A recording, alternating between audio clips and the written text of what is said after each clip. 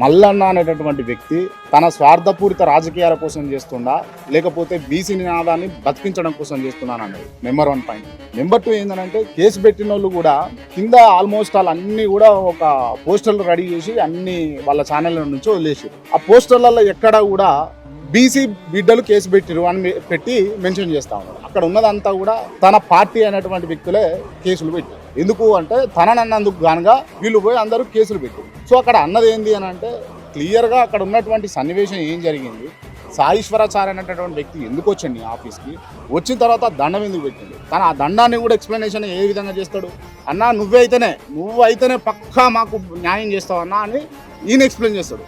వద్దురా నాయన మా వీడియో డిలీట్ చేయి, మీ వాళ్ళు ఇంతగానం వచ్చినా కూడా ఎన్నిసార్లు వచ్చినా చేస్తలేడు అని ఆయన పెట్టి ఉంటాడు. సో ఈ రకంగా అనుమానాలు అయితే మాకున్నాయి. అసలు ఏం జరిగింది, సాయిశ్వరాచారి ఎందుకు వచ్చిండు, వచ్చిన తర్వాత అక్కడ లోపల ఎవరితోటి మాట్లాడినప్పుడు ఆయన తిట్టిర్రా, కొడతామన్నారా, బెదిరించిర్రా, ఏం చేసిర్రు, ఆయన ఎందుకు చనిపోవాల్సి వచ్చింది, ఈ అంశాన్ని చెప్పవలసినటువంటి బాధ్యత తన మీద.